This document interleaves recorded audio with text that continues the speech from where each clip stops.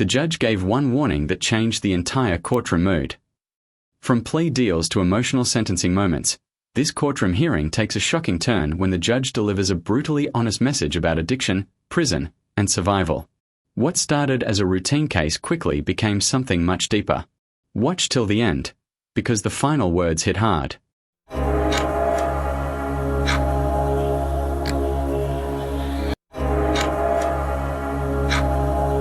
Can I have parties announced for the record? For the state. Renee Munoz on behalf of Mr. Marshall.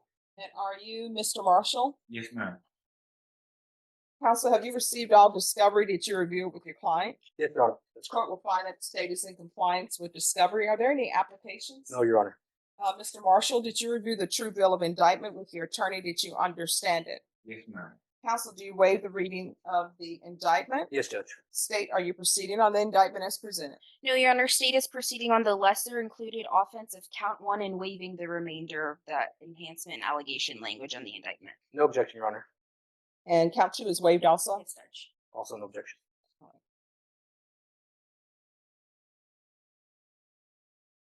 All right. Mr. Marshall, did you review the court admonishments with your attorney? Did you understand it and sign it in all the appropriate places? Yes, ma'am. The state is proceeding on the lesser included offense of attempted obstruction or retaliation as a state jail felony. Range of punishment is anywhere from 180 days up to 2 years in the state jail facility and up to a $10,000 fine. If you have a plea with the state, the court does not have to follow your plea.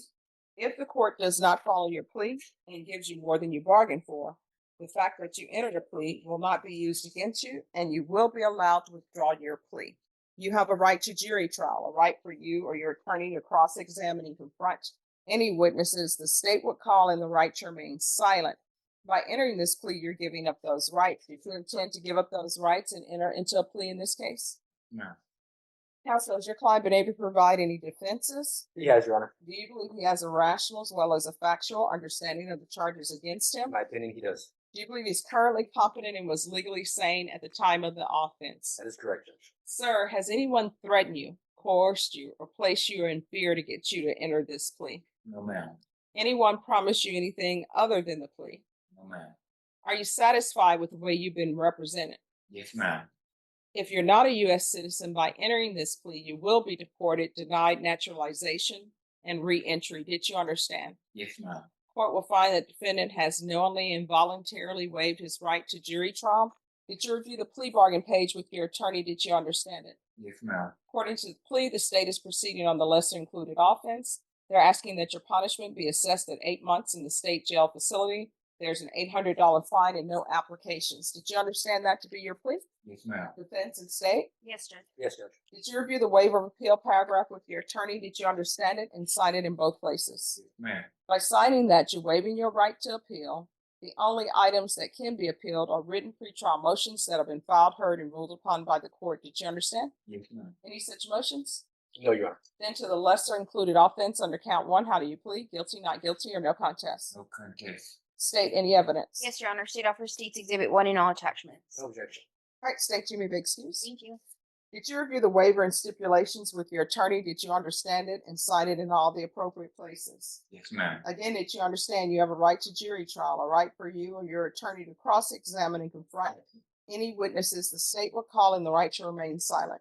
Yes, ma'am. Did you understand that today the state will be presenting evidence in the form of witnesses' statements and police reports, but most importantly, there will be no live testimony? Did you understand? Yes, ma'am. Court will find that defendant has knowingly and voluntarily waived and consented to stipulation of testimony and stipulations.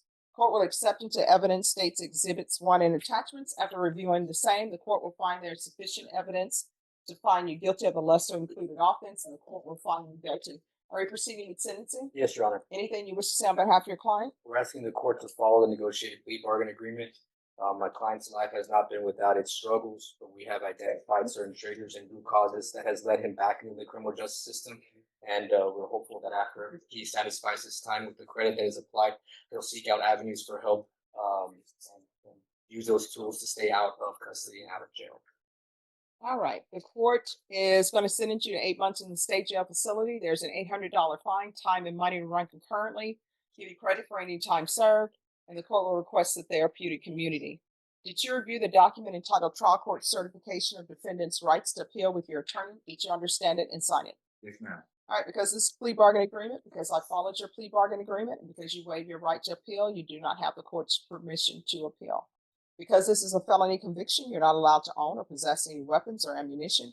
If you have a question over what that is, you'll need to speak to an attorney. Do you understand? Yes, ma'am. All right, we can go off the record. How old are you? 54. All right, so here's the thing.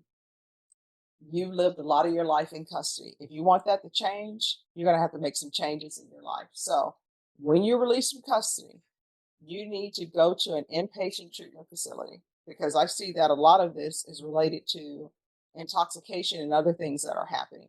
If you don't do that, only two things are going to end up happening. Either you're going to wind up in prison or in jail, or either somebody's going to end up identifying your body. You understand? Yes, ma'am. All right, good luck to you, okay? Thank you. You're welcome. Who's next? It is Turner on page 6 down, Judge. The draft. That's so great. Yeah, it's like, yeah. Yeah, it's a weird draft. Honestly, and I think the draft is becoming more of just, we're here for a fashion show. Did you know that, I didn't realize it, you know Jamie Gertz Mhm. owns, like, her and her husband own part of teams and everything. So it's like, wow. Didn't know that. Yes. Oh. Well, you know,